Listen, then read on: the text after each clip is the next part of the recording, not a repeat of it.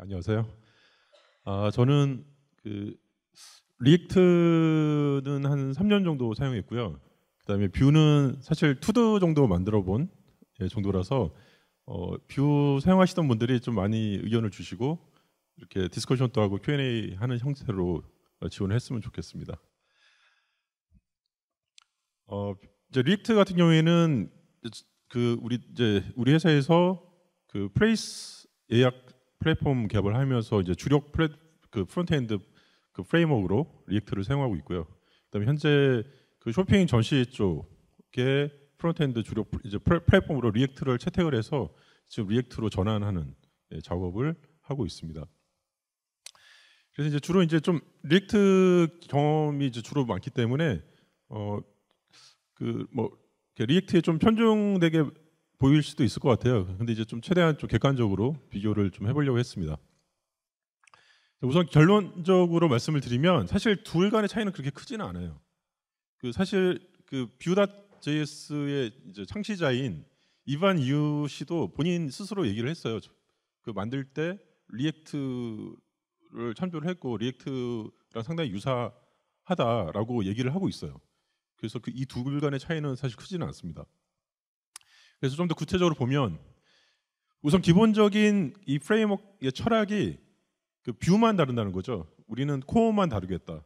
이제 그 코어가 뷰인 거죠. 이 뷰만 다루고 그 외에 뭐 라우팅이나 글로벌 스토어에 대한 뭐 관리나 이런 것들은 다 서드 파티로 넘기겠다라고 하는 게 기본적인 철학이에요. 그래서 기타 기능들은 오픈 소스 커뮤니티를 최대한 활용을 하겠다라는 게 기본적인 방침. 이런 방침은 리액트, 뷰 둘 다 이제 동일한 거고, 이것은 앵귤러랑 좀 접근이 다른 거죠. 앵귤러 프레임워크가 모든 걸 다 하는 편이잖아요. 좀 다른 편입니다. 좀 약간 다른 얘기로 앵귤러 같은 경우에는 사실 이제 요새 좀 앵귤러 JS는 상당히 인기가 많았죠. 그러니까 앵귤러 1.0은 이제 지난 한 5년 전쯤에 상당히 인기가 많았고 상당히 성공적인 프레임워크인데 그 이후에 나온 앵귤러 2부터는 사실 개발 커뮤니티에서 그닥 그렇게 곽광을 받지를 못하고 있어요. 그래서 아마 오늘 주제도 이렇게 나온 거죠. 이제 앵귤러는 이미 좀 약간 제껴놓고 이제 리액트냐 뷰냐 이런 얘기를 하게 되는 것 같아요. 그다음에 이제 두 번째는 기본적으로 컴포넌트 기반이라는 거죠. 기본적으로 모든 프론트엔드 개발을 할 때 컴포넌트 단위로 정의를 해서 개발을 하는 거를 두 프레임워크 모두 강제를 하고 있습니다. 그다음에 세 번째는 기본적으로 우리가 브라우저에서 도움을 업데이트하는 비용이 크잖아요. 그래서 도움 업데이트를 최소화하는 게 중요하고 그래서 이 버추얼 돔이라는 개념이 이제 리액트에서 나왔었죠. 그리고 그 개념이 Vue.js에서도 역시 사용되고 있습니다. 그래서 기본적으로 렌더링을 하게 되면은 이게 바로 피지컬 돔에 반영되는 게 아니라 메인 메모리에 한번 그려지죠. 이게 이제 버추얼 돔이고요. 그래서 이전 돔과 새로 그려진 돔 간에 diff를 뜬 다음에 그 diff 부분만 피지컬 돔에 반영을 하는 방식이에요. 이런 식으로 돔의 업데이트를 최소화하고 있죠. 이제 둘 다 동일하게 그렇게 하고 있고요. 그다음에 이제 컴포넌트라는 건 기본적으로 데이터를 가지는 거잖아요. 우리가 컴포넌트라는 거는 데이터를 비주얼라이제이션 하는 거잖아요. 그러면 이 데이터에 대한 관리가 이제 필요한데 이 데이터를 관리하는 방식도 역시 거의 똑같아요. 기본적으로 상위 컴포넌트로부터 받는 프랍스 있고 그다음에 자기 컴포넌트 스스로 자체적으로 가지는 이제 뷰에서는 데이터라고 하죠. 그다음에 리액트에서는 스테이트라고 하는 사실 동일한 거의 비슷한 방식이에요. 그래서 이제 이런 공통점들 상당히 유사해요, 사실. 제가 리액트 이제 개발자로서 Vue.js를 보고 처음에 또 다큐멘터리도 되게 잘 돼 있어요, Vue.js가. 그래서 Vue.js 한 2시간 정도 보고 그냥 Vue.js 코딩을 하겠더라고요. 그만큼 유사해요. 상당히 유사합니다. 자, 그러면 이제 차이점이 뭐가 있을까? 이 차이점을 알아야지 두 프레임워크 중에서 뭘 선택하지 뭐 이제 이럴 수 있잖아요. 이제 차이점을 보면 보통 이제 사람들이 많이 얘기하는 차이점들 중에 보면 Vue.js는 이제 템플릿을 사용을 하고 그래서 그 템플릿이라는 건 이제 HTML 형태로 돼 있죠. 그래서 이제 좀 뭐랄까 앵귤러 스타일이죠. 그냥 HTML이 딱 나와 있으니까 좀 직관적이죠. 그다음에 그때 이제 반대로 리액트 같은 경우에는 JSX라고 그래서 예, 그 자바스크립트가 HTML 안에 이렇게 인베딩되는 형태예요. 이제 이렇다 보니까 처음에 이제 JSX를 보시는 분들은 좀 이게 문법이 좀 생소하네 이제 이렇게 생각하실 수 있어요. 예. 그래서 개발자 분들에 따라서는 JX보다는 그 리액트의 이제 템플릿 형태를 좋아하시는 분들. 근데 이게 이제 이 비교가 제가 봤을 때 큰 의미는 없는 것 같아요. 왜냐하면 처음에 약간의 러닝 커브의 차이는 있을 수 있지만 막상 또 익숙해지면 별 큰 차이는 아니에요. 그다음에 두 번째는 뷰에서도 JSX 쓸 수 있고요. 그다음에 리액트에서도 그런 템플릿 쓸 수 있어요. 그러니까 그 얼마든지 스위치가 가능하거든요. 그래서 그것이 이 두 프레임워크를 고르는 기준이 되지는 못할 것 같아요. 이제 그보다는 제가 봤을 때 가장 큰 차이점은 바인딩 방식의 차이예요. 이 바인딩이 뭐냐면 모델을 뷰로 바인딩하는. 이제 우리가 이제 뭐 이렇게 앵귤러부터 나온 이제 이런 프레임워크들이 기존의 jQuery나 뭐 진도랑 다른 게 뭐냐면 결국 바인딩을 제공한다는 거잖아요. 그러니까 데이터가 변경됐을 때 돔의 업데이트, 그 뷰의 업데이트를 자동화해 주는 거잖아요. 거기서 오는 이제 코드의 간결함이 큰 거거든요. 예. 그 장점 때문에 사실 우리가 지금 앵귤러 이후로 이런 프레임워크들을 쓰는 건데요. 근데 이제 그 방식이 리액트랑 뷰랑 좀 달라요. 이제 어떻게 다르냐면은 우리가 이제 바인딩을 할 때 이제 중요한 게 뭐냐면은 데이터가 변경됐을 때 그 뷰의 렌더링을 최소화하는 게 중요해요. 물론 이제 우리가 버추얼 돔을 쓰기 때문에 데이터 변경됐다고 그래가지고 피지컬 돔이 매번 업데이트되는 건 아니죠. 그건 아니지만 버추얼 돔을 그리는 것 자체도 비용이긴 하잖아요. 어쨌든 메인 메모리에 돔 구조를 하나 만들어줘야 되니까 그거 자체 비용이거든요. 그래서 그 비용 자체도 줄여야 되기 때문에 꼭 필요한 렌더링만 해야 돼요. 그러니까 데이터가 변경됐을 때 이 데이터를 사용하는 뷰만 다시 리렌더링을 해야 되는 거죠. 이 데이터를 사용하는 컴포넌트만 리렌더링을 해야 돼요. 이게 중요한데 이것을 개런티하기 위해서 접근하는 방식이 뷰랑 리액트랑 달라요. 뷰는 대체로 프레임워크가 알아서 해주려고 하는 편이에요. 근데 리액트는 개발자가 좀 더 신경 써야 되는 편이에요.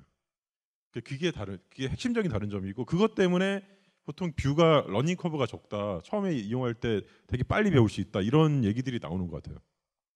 자, 그래서 이제 그 뷰의 방식을 보면은요.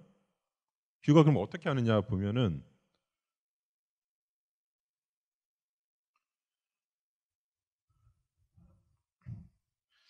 그 뷰다.js가 보니까 이 다큐먼트가 되게 잘 돼 있어요. 제가 아까도 말씀드렸지만 다큐먼트 읽어보고 저는 사실 다큐먼트 왜 이렇게 잘 썼지? 깜짝 놀랐어요. 다큐먼트 되게 잘 돼 있어요. 읽어보시면은 되게 쉽게 이해가 되는데 이제 이 그림에서 보여주는 거는 뭐냐면 그러니까 핵심 아이디어는 그거예요. 이제 아까 제가 컴포넌트마다 이제 스테이트가 있다고 말씀드렸잖아요. 그러면 이제 그 스테이트가 변경이 되면 이제 리렌더링을 해야 되는데 그러면 이 스테이트가 변경됐다는 사실을 알아야 되잖아요. 그러니까 우리가 스테이트에다가 어떤 값을 어사인먼트 했을 때 이게 변경됐다라는 사실을 캐치해야 되잖아요. 그걸 어떻게 캐치하냐면은 두 번째 자바스크립트에 보면은 요 함수 요 메서드 있잖아요. define property 있어가지고 각각의 그 데이터에 정의되어 있는 그 변수들에 대해서 각각의 변수마다 모두 getter setter 함수를 리디파인 한 거예요. 저 메서드를 활용해가지고 이제 그렇게 되면 우리가 그 변수에다가 어떤 값을 어사인 세터를 할 때 이 데이터가 변경됐구나라는 이벤트를 이제 캐치할 수 있게 되는 거죠. 그다음에 이제 그 이벤트를 캐치를 했어요. 그러면 요 데이터를 어느 컴포넌트들이 그러니까 어느 애가 쓰고 있는지를 또 알아야 되잖아요. 이 데이터를 쓰고 있는지 안 쓰고 있는지 알아야 되잖아요. 그걸 알려면은 이제 getter를 리디파인을 해서 그러면은 요 변수를 읽을 때 getter 함수가 호출이 되니까 이 렌더 함수가 지금 이 데이터를 쓰고 있구나라는 사실을 또 알게 되잖아요.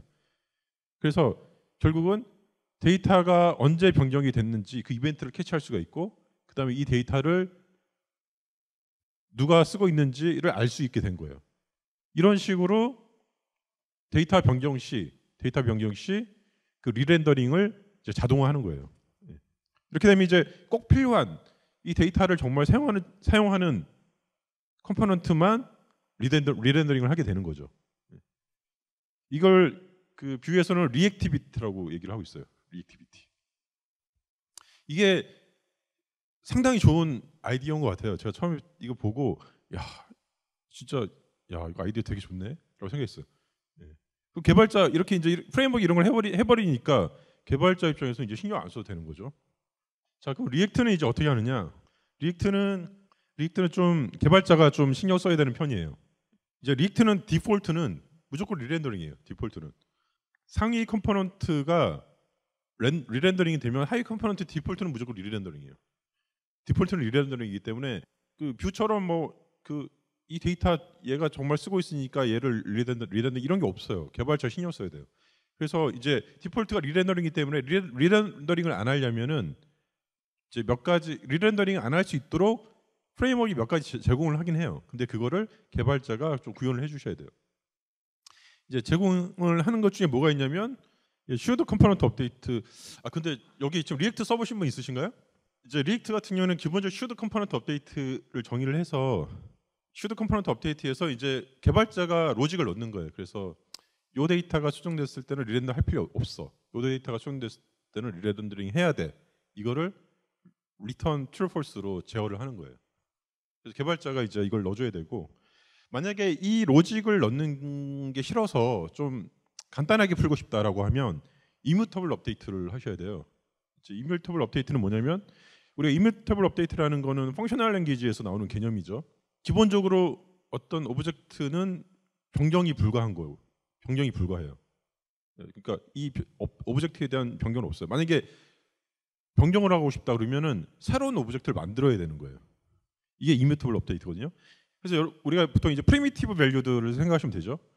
뭐 인티저나 스트링 타입 같은 경우에는 기본적으로 다 이뮤터블이죠.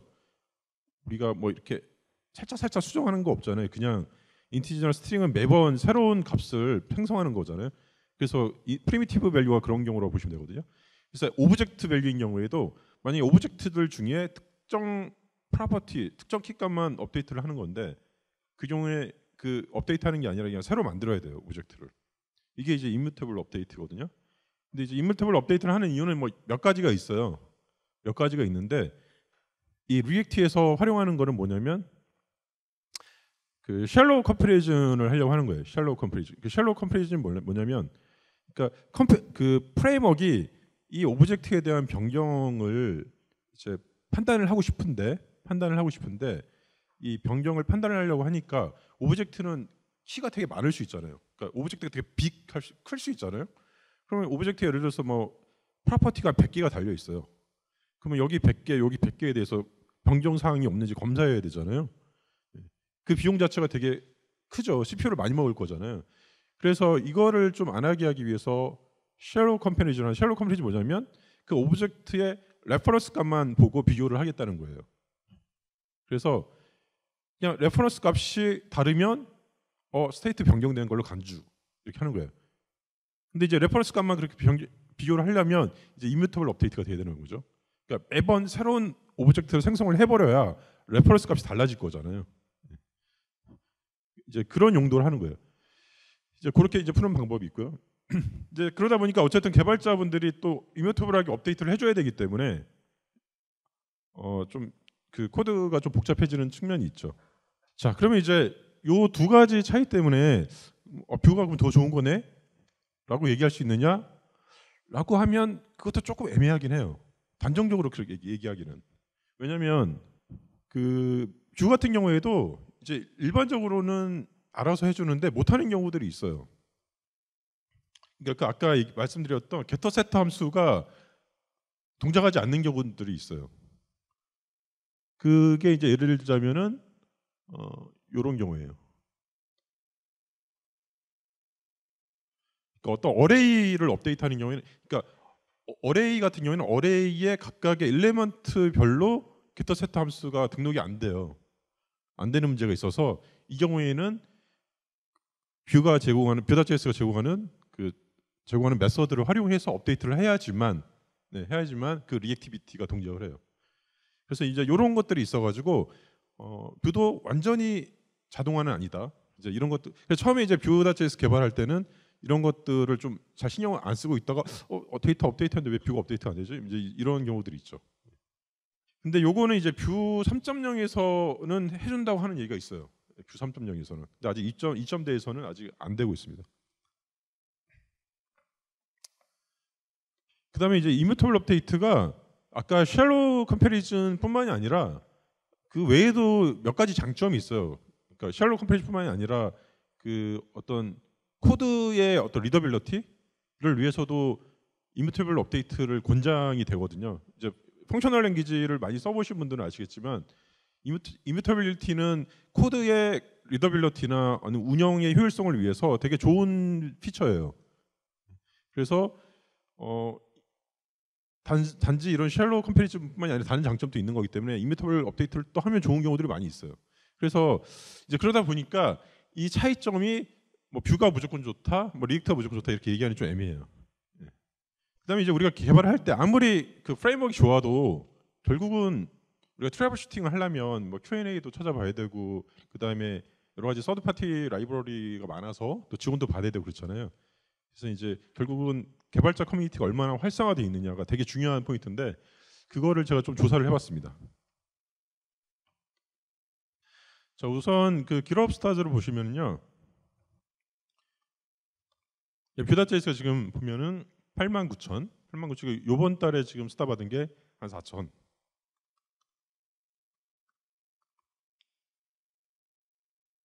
리액트가 보시면 이제 92,000. 그다음에 요번 달 받은 게 3,000 정도 된다고 보시면 돼요.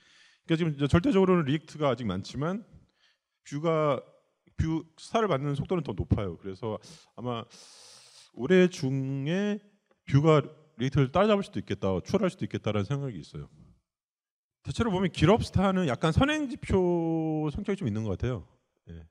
그러니까 현재 당장 뭐 이렇게 많이 쓰고 있느냐보다는 좀 선행지표, 사람들이 이제 지금 내가 쓰고 있지는 않지만 관심이 있어, 뭐 이런 경우에도 별을 찍는 경우들이 있어가지고 좀 선행지표인 경우가 많은 것 같습니다.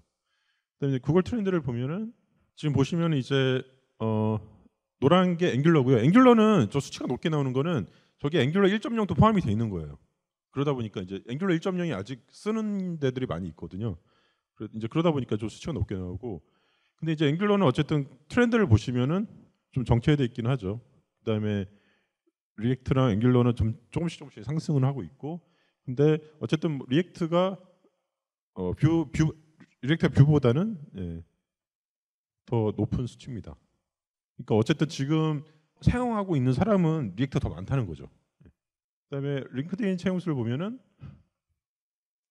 이제 링크드인 채용수도 이제 현재 리액트를 그 인더스트리에서 얼마나 쓰고 있느냐를 이제 좀 볼 수 있는 지표인데요. 이제 리액트 같은 경우에는 보면은 리액트 개발자 구하는 게 근데 이게 좀 그거는 있어요. 이거 미국 기준이거든요. 미국 기준이라서 이거를 만약에 중국에 대놓고 하면 좀 다른 결과 나오고, 왜냐하면 중국에서 뷰를 많이 쓰거든요. 이제 미국 같은 경우에는 보면은 리액트 채용 공고가 42,000개 있죠 지금. 42,000개인데 뷰를 보시면은 지금 2,400개. 그래서 차이가 상당히 한 20배 정도 나오죠. 이게 이제 미국이라서 그런 것 같아요. 그리고 이제 실제로 이 적용 사이트를 보면은요, 여기 보시면은 뷰 같은 경우에는 거의 중국 기업이에요. 지금 뷰를 적극적으로 사용하는 거의 중국 기업이고, 지금 리액트는 거의 미국 기업이에요.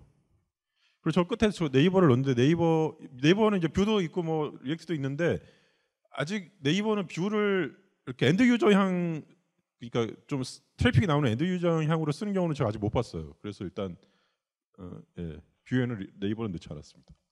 자, 그다음에 스택 오버플로우 서베이를 보시면은 요거는 이제 현재 자기 개발자분들 전 세계 이제 10만 명에 대해서 서베이를 한 거고, 본인이 현재 사용하고 있는 프레임워크에 대해서 이렇게 조사를 한 거예요. 근데 이제 요 자료도 요 자료에 뷰가 아예 없어요. 그게 제 생각에는 보니까 이 여론조사에 중국 개발자가 1%더라고요. 그래서 아마 뷰가 포함이 안 된 것 같아요. 보시면은 이제 리액트, 앵귤러는 아까 말씀드린 것처럼 앵귤러 1.0 사용자들이 아직도 되게 많거든요. 이게 포함이 돼서 좀 그런 것 같아요. 그래서 앵귤러, 리액트 저렇게 있다 보시면 되겠습니다. 자, 그다음에 이제 또 중요한 게 우리가 개발할 때 트러블 슈팅 하려면 스택 오버플로우 많이 참조하잖아요. 스택 오버플로우에 퀘스천이 몇 개나 있느냐 이제 보는데 지금 뷰 같은 경우에는 지금 15,000건 우측 상단에 보시면은 15,000건 보이시죠? 그다음에 리액트는 79,000건. 그러니까 이제 이건 아무래도 이제 뷰가 최근에 많이 올라왔고 이제 리액트는 뭐 좀 인기가 있었던 게 좀 오랜 기간 됐죠. 이제 이러다 보니까 더 쌓여 있는 게 많은 것 같아요. 그다음에 이제 npm 다운로드는 이제 현재 이 리액트랑 뷰를 얼마나 쓰고 있느냐를 보여주는 아주 꽤 정확한 지표죠.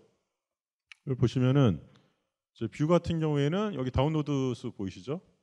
지금 최근 7일간에 거쳐서 31만 건 다운로드가 됐고, 그다음에 리액트 같은 경우는 200만 건. 그래서 대충 한 7배 정도 리액트가 많다고 보시면 되겠습니다. 그래서 이제 좀 결론적으로 보면 아직까지 개발자 커뮤니티는 리액트가 훨씬 강해요. 훨씬 강한데 뷰가 급속히 올라오고 있다. 이 정도로 정리해 볼 수 있을 것 같아요. 그 다음에 이제 미국은 주로 리액트를 쓰고 중국은 주로 뷰를 많이 쓴다. 이 정도로 이렇게 볼 수 있을 것 같습니다. 자, 그 다음에 이제 또 중요한 게 번들 사이즈죠. 우리가 특히 이제 그 모바일 웹 같은 경우에는 번들 사이즈가 그 웹페이지 로딩 타임에 또 영향을 주잖아요. 그래서 번들 사이즈가 적을수록 좋은데 보시면은 이 부분에서는 뷰가 상당히 장점이 있어요. 뷰가 상당히 라이트예요. 라이트하고 요거는 이제 그 미니파이드하고 GG까지 건 경우입니다. 그 리액트 같은 경우는 15 버전까지는 이거보다 더 컸어요. 근데 16 버전 나오면서 얘도 상당히 많이 준 거긴 해요. 하지만 여전히 뷰보다는 좀 크죠. 그다음에 속도는 보시면 보시면은 이제 이 색깔이 좀 파랄수록 좋은 거고 좀 색깔이 노란색으로 빨간색으로 할수록 좀 나쁜 건데 이제 왼쪽이 리액트고 오른쪽이 뷰죠. 그러면은 뭐 들쑥날쑥한데 거의 도찐개찐이에요. 거의 비슷비슷해요. 성능은. 요것도 이제 원래 리액트 16 나오기 전에 15까지는 리액트가 전반적으로 성능이 안 좋았어요. 뷰보다. 근데 리액트 16이 나오면서 좀 속도가 많이 개선됐어요. 그래서 거의 비슷하다라고 보시면 되고 메모리는 뷰 쪽이 조금 더 적게 나와요. 뷰 쪽이 조금 더 적게 나오는데 요거는 이제 이것도 조금 케이스 바이 케이스일 것 같아요. 아까 전에 말씀드린 것처럼 그 뷰 같은 경우에는 기본적으로 그 컴포넌트에 이제 데이터에 달리는 그 변수들, 오브젝트들에 대해서 다 게터 세터를 만든다고 그랬잖아요. 그거 만드는 것 때문에 생기는 좀 메모리 얼로케이션이 생기거든요. 그래서 그 컴포넌트 가지고 그 데이터에 큰 빅 오브젝트가 붙으면은 메모리를 좀 많이 먹어요. 뷰가. 그래서 이제 뭐 그런 걸 이제 그런 경우가 있다라고 하면 오히려 좀 뷰가 많이 났을 수도 있고, 네, 그렇습니다. 그래서 결론적으로는 뭐 두 개 다 뭐 비슷비슷하다. 네, 그 정도로 정리할 수 있을 것 같습니다. 자, 그다음에 이제 몇 가지 좀 이슈들은 있는데 우선 뷰 3에서 i11 이하는 이제 지원을 안 한다라고 선언을 했어요. 그럼 이제 네이버 같은 경우에는 그래도 9 이상은 보통 지원을 해야 되는 경우들이 많잖아요. 그래서 이제 그 부분이 좀 이슈가 있고, 근데 물론 그 뷰 쪽의 개발자분들이 뷰 2.0 때에서도 추가 기능들을 계속 지원을 하겠다라고 일단 약속을 하고 있어요. 하고 있어서 좀 당장은 큰 문제는 없어 보이긴 해요. 한데 좀 장기적으로 보면은 한 2, 3년 뒤에 보면은 조금 다를 수도 있을 것 같아요. 그래서 뭐 우리가 파이썬 같은 경우도 버전 2점대 있고 3점대 있고 뭐 그렇잖아요. 근데 이제 결국 초반에 좀 둘 다 잘 지원하다가 결국은 이제 3점대 위주로 지원이 돼 버리니까 아마 2, 3년 정도 지나면 뷰 3.0대 버전 2 위주로 아마 지원이 되지 않을까? 뭐 그런 예측은 돼요. 그다음에 이 부분은 이제 좀 전사적으로 고민을 해봐야 되는데 지금 이제 현재 우리가 통관 페이지가 기본적으로 진도 jQuery가 나가고 있고 디폴트로요. 그다음에 그 저희 조직에서 통금 페이지 만든 게 있는데 그게 이제 리액트가 나오고 있거든요. 근데 여기에 만약에 다른 개발 조직에서 만들어서 뷰까지 나간다? 그러면 통금 페이지 너무 무거워질 것 같아요. 왜냐면 이 통금은 공통 페이지인데 여기에 막 서로 다른 프레임워크가 막 올라가면은 너무 무거워질 것 같아서 이 부분 또 우리가 좀 이거는 전사적으로 한번 고민을 해봐야 될 이슈인 것 같아요. 과연 이걸 파편화하는 게 맞는지에 대해서는. 혹시 질문이나 그러니까 좀 제가 보면은 뷰랑 리액트 둘 다 좋은 프레임워크예요. 둘 다 좋은 프레임워크이고 처음 개발하시는 분들은 뭐 뭘 선택하든 괜찮은 것 같아요. 둘 다 좋은 프레임워크인 것 같아요. 그리고 이제 뭐 리액트나 기존에 뷰를 쓰던 분들이 그럼 반대 뭐해서 리액트를 뷰로 전환하거나 뷰를 리액트로 전환해야 되나? 뭐 그럴 필요 별로 없을 것 같아요. 둘 다 좋은 프레임워크이기 때문에. 선택할 때 그 선택 포인트가 있을까요? 나는 어떤 사람은 어떤 경우에는 리액트를 선택하고 어떤 경우는 뷰를 선택하는 게 더 적합하겠다. 제가 봤을 때는 아까도 말씀드렸죠. 큰 차이는 없어 보여요. 둘 다 결론적으로는 사실 그래서 오늘 이 발표가 별로 의미가 없을 수도 있는데 둘 다 좋은 프레임워크예요. 둘 다 좋은 프레임워크이고 뭐 그냥 본인의 어떤 개인적인 취향에 따라서 갈리는 게 있을지 모르겠는데 둘 다 좋은 프레임워크인 것 같아요. 그러니까 다만 이제 아까 말씀드린 것처럼 저런 이제 네이버 내부만 봤을 때는 좀 저는 개인적으로는 프레임워크 통일하는 게 좀 필요하지 않을까라는 생각을 가지고 있습니다.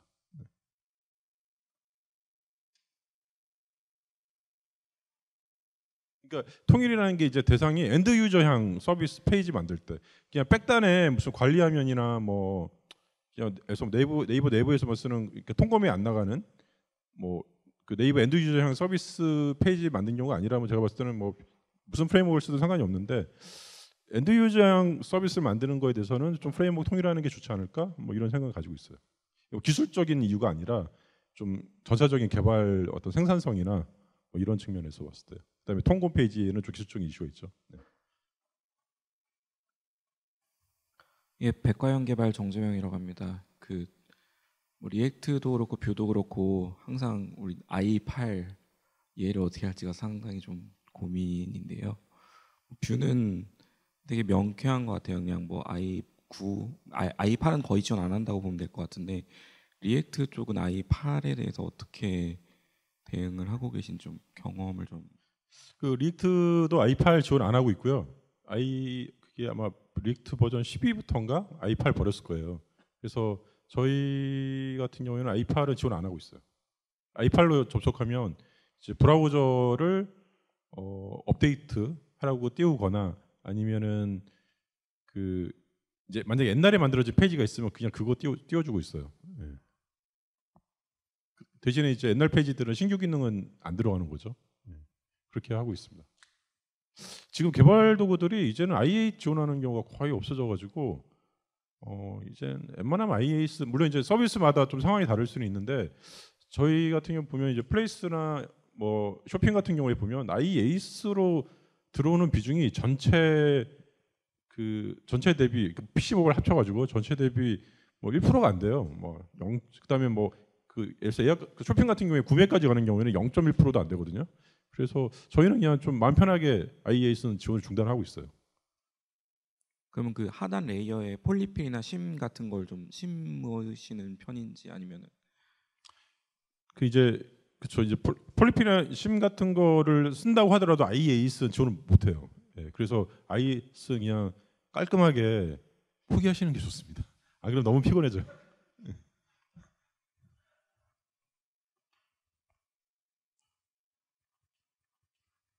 라인 플러스 개발이실 편해걸입니다. 그 리액트랑 뷰 둘 다 서버 사이드 렌더링을 지원하잖아요. 그 두 개의 차이점 같은 게 있는지 좀 궁금하고 어느 쪽이 더 편한지 궁금합니다. 제가 뷰는 서버 사이드 렌더링 안 해봐서 좀 비교하기 좀 힘들 것 같아요. 저 뷰는 안 해봤어요. 안 해봤는데 사실 서버 사이드 렌더링에서는 이게 제 예측에는 이게 뭐 뷰냐 리액트냐에 따라서 서버 사이드 렌더링의 어떤 개발 비용이 크게 차이는 없을 것 같아요. 차이는 없을 것 같고 그보다는 서버 사이드 렌더링 하면서 생기는 여러 가지 이슈들은 주로 이제 뭐 그런 이슈들이 많거든요. 예를 들어서 서버 사이드 렌더링 할 때는 우리가 윈도우 객체에 접근을 못 하잖아요. 예를 들어서 뭐 서버 사이드 렌더링 할 때는 어떤 뭐 돔의 위스 이런 거 못 구하잖아요. 이제 그런 거 어떻게 대응할지 뭐 이런 이슈들. 그다음에 뭐 서버 사이드 렌더링 하면서 이제 데이터를 뭔가 패치를 할 텐데 이제 렌더링 하려면 뭔가 API로 뭐 DB에서 뭐 들고 올 거잖아요, 데이터를. 그 들고 온 데이터를 뭐 클라이언트에도 또 넘겨줘야 되잖아요. 클라이언트에서 또 API 호출할 수는 없으니까. 그러니까 이런 것들을 클라이언트를 어떻게 넘겨줄 건지 뭐 이런 이슈들이 더 이제 개발 비용이 있는 거지. 뭐 그냥 렌더링 자체는 제가 봤을 때는 뭐 뷰나 리액트나 별 차이 없을 것 같아요. 제 예측에. 예.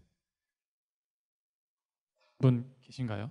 관련해서 서버 사이드 렌더링 관련해서 두 개의 프레임워크 모두 경험이 있으신 분 얘기해 주시면 좋을 것 같은데.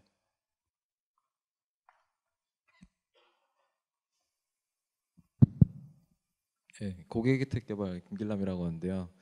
지금 저는 리액트에서 서브 사이드 렌더링이랑 이제 뷰에서 넉스트라는 프레임워크로 서브 사이드 렌더링을 둘 다 사용을 해봤고요.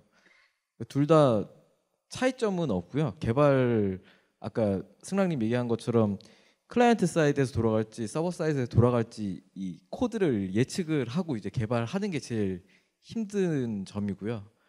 원래 기존에 프론트엔드만 돌아가는 코드라면 그런 걸 신경을 전혀 안 써도 되는데 뭐 윈도우라든지 로케이션 객체 마음껏 활용할 수 있는데 이제 서버 사이드 렌더링을 이제 고려하면서부터 이제 그런 것들을 좀 더 세밀하게 잡아주고 들어가는 게 좀 다르지 리액트랑 뷰랑은 크게 차이는 없는 것 같거든요. 제가 생각에.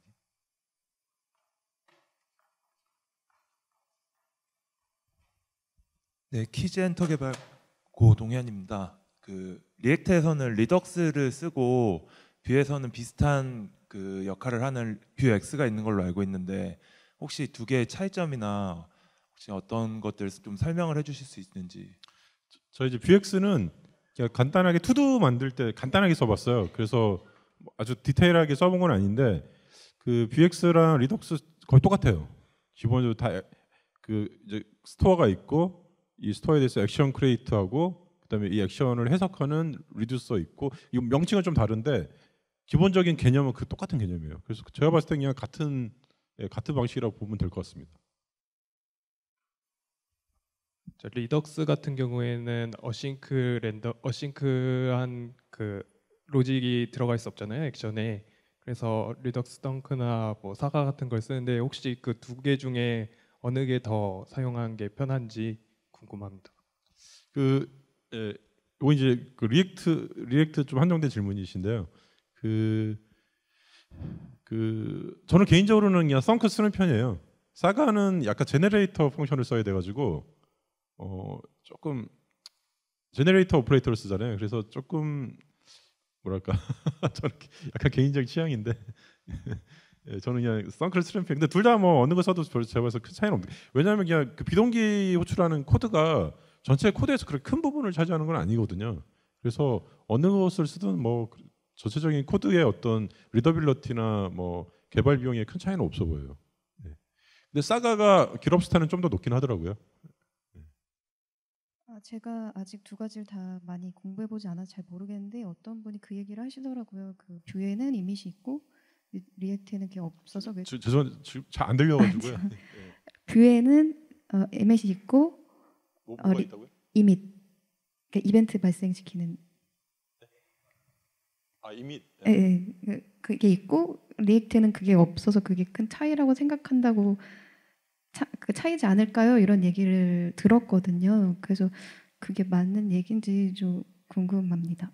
이밋이 어떤 걸 말씀하시는 건가요? 이벤트를 발생시키는 리액트의 액션 같은 거라고 그렇게 들은 것 같습니다.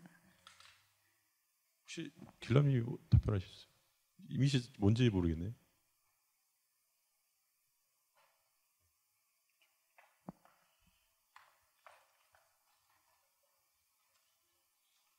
네, 그 이밋 관련해서는 제가 뷰 좀 공부할 때 봤었는데요. 그 부모 컴포넌트랑 자식 컴포넌트 간에 어떻게 해야 되나요? 그 부모 컴포넌트랑 자식 컴포넌트랑 통신하려면은 리액트에서는 컬백 내려져가지고 아래쪽에서 그렇게 처리한 식으로 해결하고 있는데요. 뷰에서는 에밋 해가지고 커스텀 이벤트 만들 수도 있고 부모 컴포넌트에서 그 커스텀 이벤트 잡아가지고 특정 핸들러 실행시킬 수 있는 기능입니다. 예, 그러니까 컴포넌트들 간에 뭔가 이렇게 메시지 앵귤러에 있던 그거랑 비슷한 건가 보네요. 근데 이밋이 제가 앵귤러 때 써보면은 좀 장단이 있는 것 같아요. 이게 이밋을 막 남발을 하면은 나중에 코드 가독성이 좀 많이 떨어지긴 하더라고요. 왜냐면 이밋이 글로벌하게 나가는 거라서.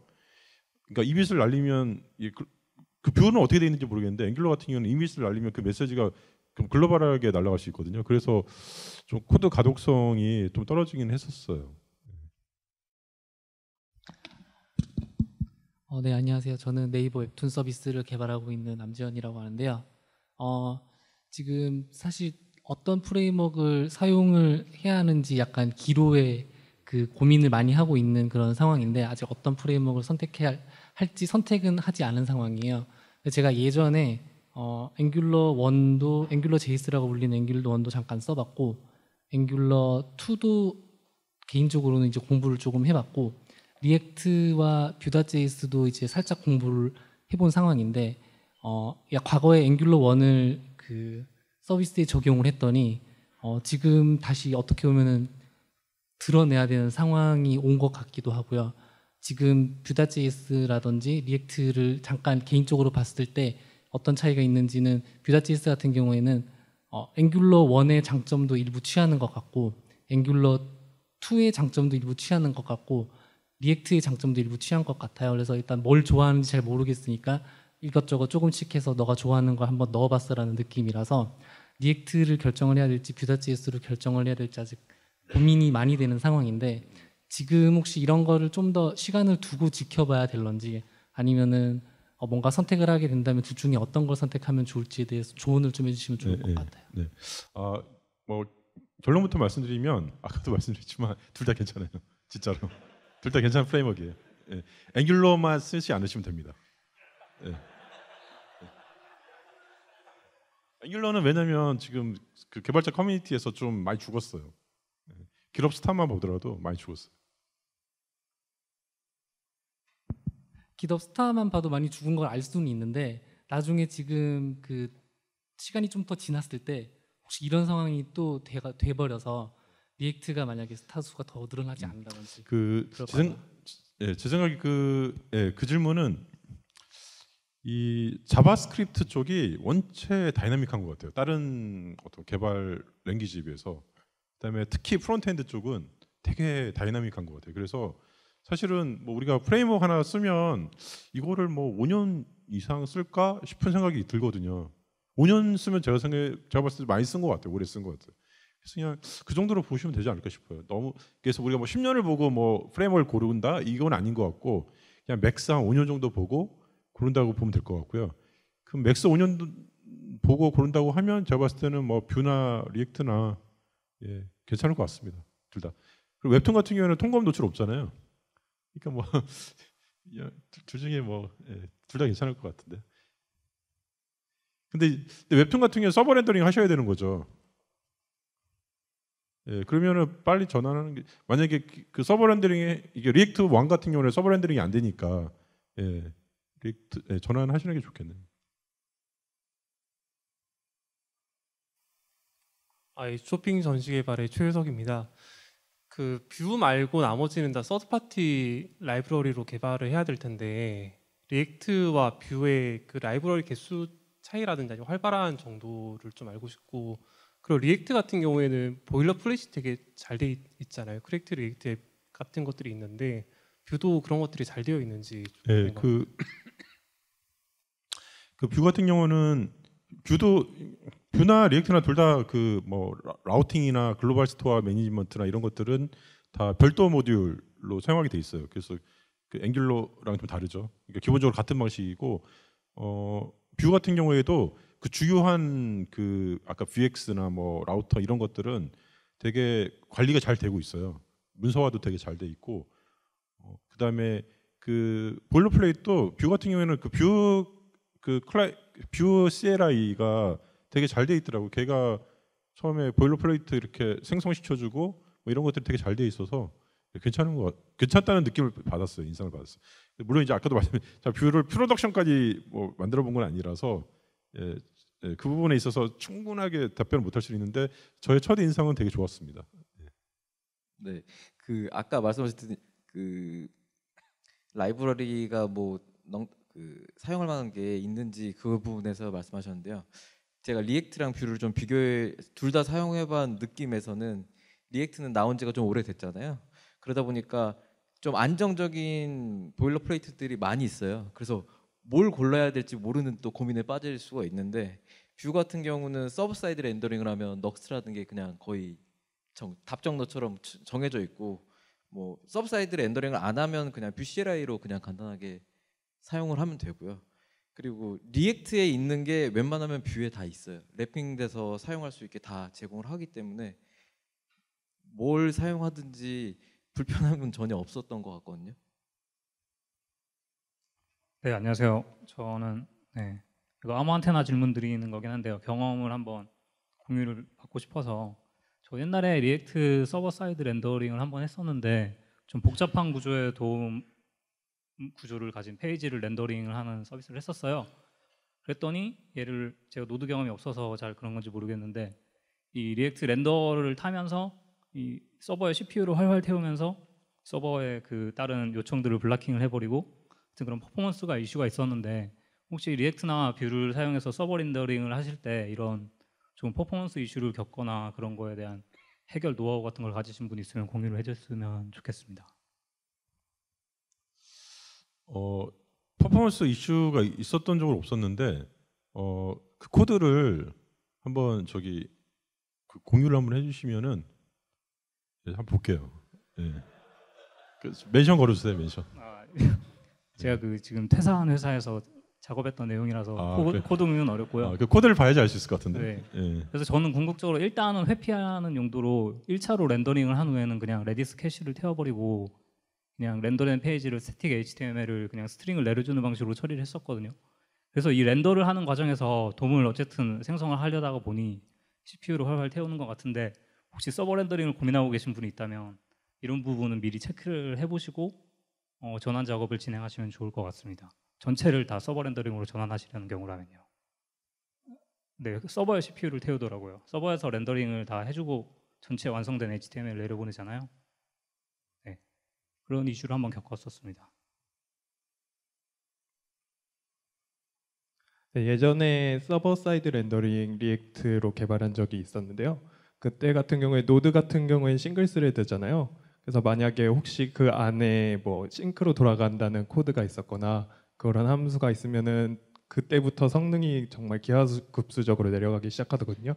그래가지고 웬만하면은 뭐 동기 코드 같은 경우에 프로미스로 한번 감싸서 어싱크하게 동작하게 만든다거나 그렇게 개발하시거나 아니면은 클라이언트에서 또 뭔가 따로 분산해서 처리할 수 있는 거는 그냥 컴포넌트 디드 마운트에서 처리할 수 있게 하면은 좀 성능이 올라갔던 것 같습니다.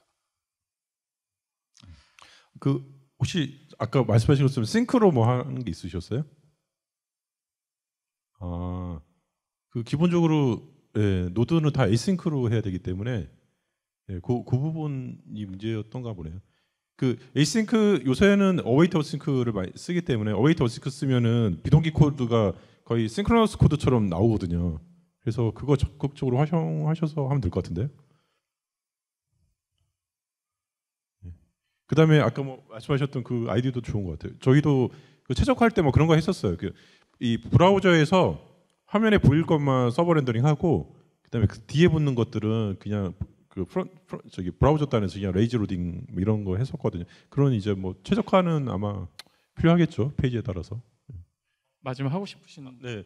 혹시 오늘 질문 못 하신 분들은 나중에 질문 있으시면 여기 게시판에 오늘 발표 자료 링크 있으니까 거기 밑에다가 댓글로 질문 남겨주시면 제가 답변 달도록 하겠습니다. 네, 감사합니다. 네, 박수 부탁드리겠습니다.